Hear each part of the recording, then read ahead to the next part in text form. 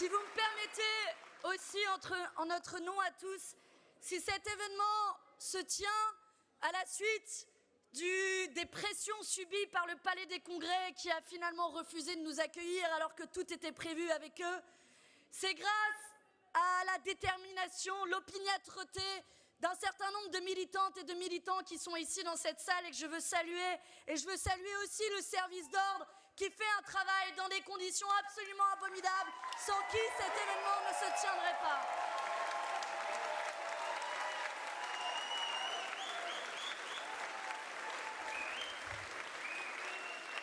Et comment ne pas dire un mot pour le lieu qui nous accueille, le phare Citadelle. C'est aujourd'hui notre citadelle à bien des égards, notre forteresse assiégée par ceux qui veulent faire taire les voix de la Palestine. On en a besoin comme lieu refuge. Alors merci à vous de montrer qu'il est possible encore dans cette ville de Strasbourg d'avoir une parole folle pour la Palestine. Merci le phare Citadelle.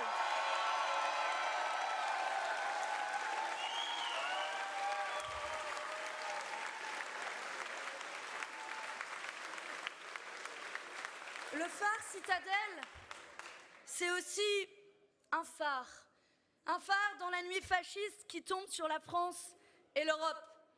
Au moment où je vous parle, on vient aussi d'apprendre que le grand concert que nous avions prévu de tenir à Paris, place de la République, pour la fête de la musique, à la suite de protestations d'un certain nombre d'associations en soutien aux génocidaires, le préfet a décidé de l'annuler.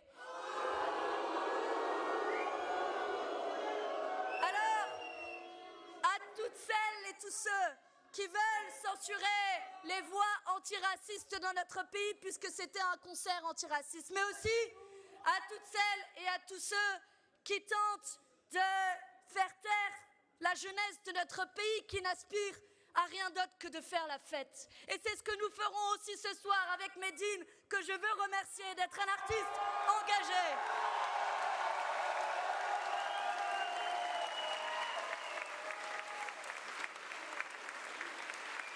Alors, je vais vous parler de ce phare, ce lumière de la justice face à l'obscurité morale d'Israël.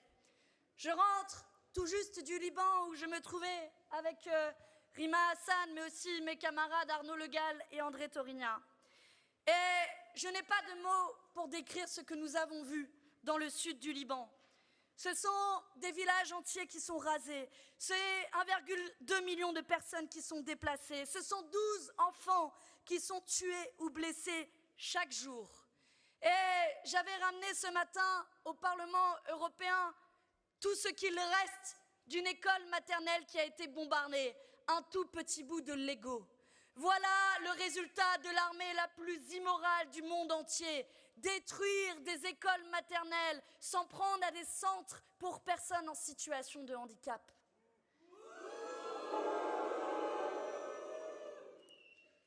Je vous passe les détails sur les secouristes qui sont pris pour cible.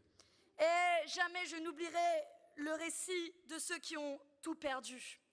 Mais face à ça, vous avez une Union européenne qui, manifestement, refuse de voir. On va faire un petit test dans la salle, je suis sûre que vous aurez la bonne réponse, parce que vous êtes 1000 fois plus compétents que nos dirigeants européens.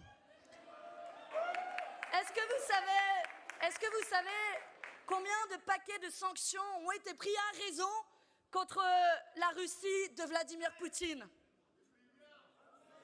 16, c'est un peu plus? 20. Et est-ce que vous savez combien de sanctions ont été prises à l'égard du régime israélien de Netanyahou qui génocide le peuple palestinien? Ces faits-là, cette information-là, se résument à elle seule aux 2 poids, 2 mesures insupportables auxquelles nous faisons face tous les jours, tous les mois au Parlement européen.